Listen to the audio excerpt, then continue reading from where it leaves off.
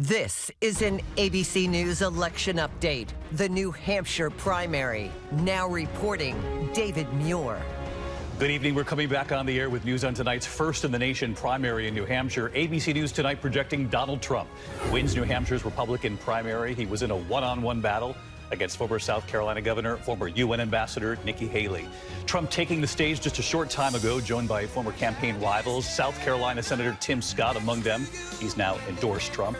Nikki Haley already looking to the next showdown in her home state of South Carolina tonight, telling her supporters, quote, "This race is far from over," saying New Hampshire is first in the nation. It is not last in the nation. As you can see, our powerhouse political team right here with me in the studio to break this down. The key questions, obviously, tonight, where do we go from here? Does Nikki Haley have a realistic path here? Are we barreling toward a Donald Trump-Joe Biden rematch? ABC's Rachel Scott live at Trump headquarters in Nashua, New Hampshire, where Donald Trump spoke just a short time ago. Rachel? David, Donald Trump taking on Nikki Haley directly, insisting that she's, quote, delusional if she thinks that she stands a chance in this Republican primary. The former president appearing on stage with his former rivals. That was meant to send a message that he wants the party to unify behind him. With that win in Iowa and now New Hampshire, he's one step closer to clinching this Republican nomination, David. All right, Rachel Scott with the Trump campaign. Rachel, thank you. ABC's Eva Pilgrim with the Nikki Haley campaign. Eva, Nikki Haley making it very clear tonight, this is not over.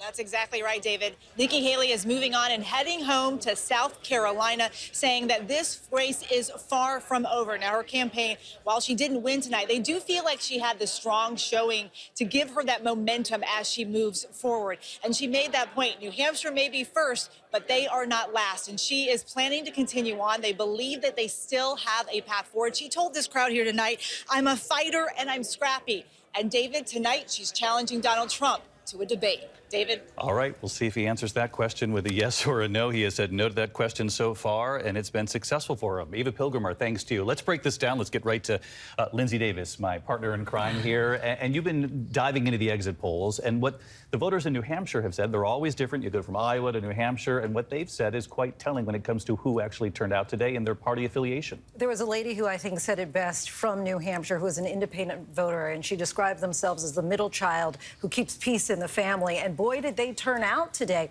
46% who described themselves as undeclared or independent. That's a record for a New Hampshire primary. Last time was 45% in 2012.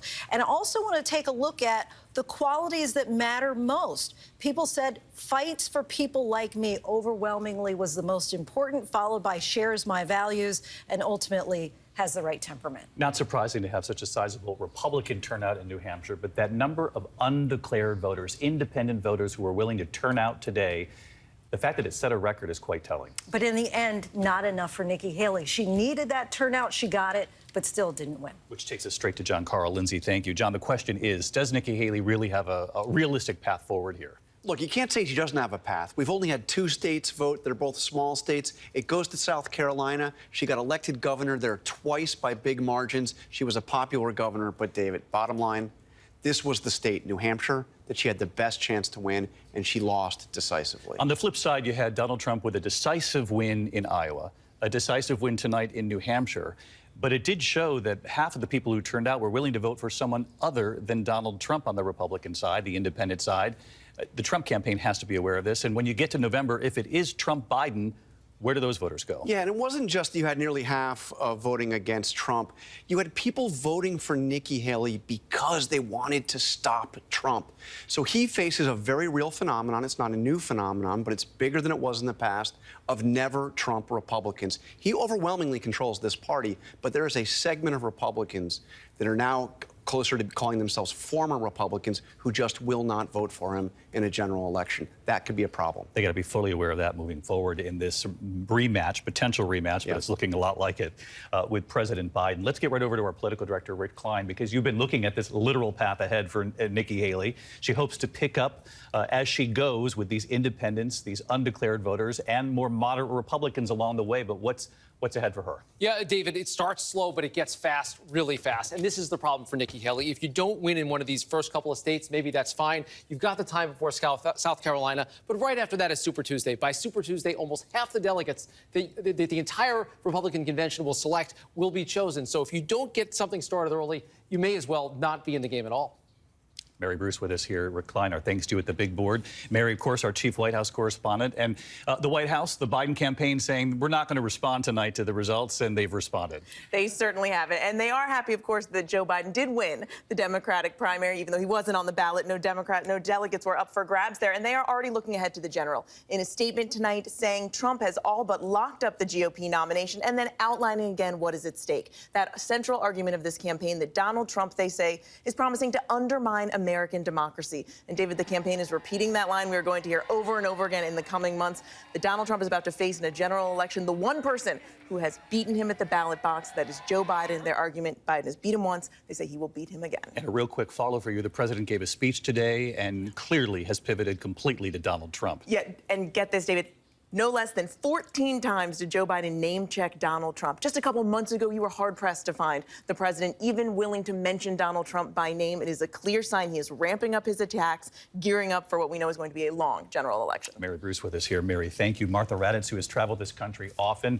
No question, after Iowa, New Hampshire, the signal many of these voters are sending is that Donald Trump still has a very strong hold on the Republican Party, but there are others who are signaling we might be willing here to vote for somebody other than Trump. Exactly, and those are the kinds of people who are voting for Nikki Haley. And where those votes go among independents is so important. If this is a Trump-Biden matchup, I've heard voters come out of those polling places across the country and simply say, I can't do it again for Donald Trump. I may have voted for him in 2016. I may have voted for him in 2020, but there's simply too much chaos. And that's a red signal, a flashing red signal for Donald Trump. He has to worry about those voters. All right, Martha Raddatz with us. One last question here to Mary Bruce, because, Mary, you heard Nikki Haley say this in her final sort of closing argument before the primary here in New Hampshire. She puts out that number 70% of Americans don't want a Donald Trump-Joe Biden rematch.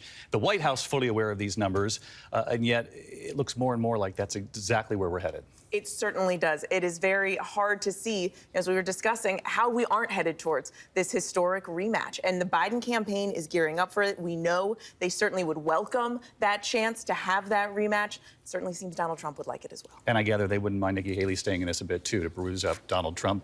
Spend some of his money on her before he gets to the general election. Exactly.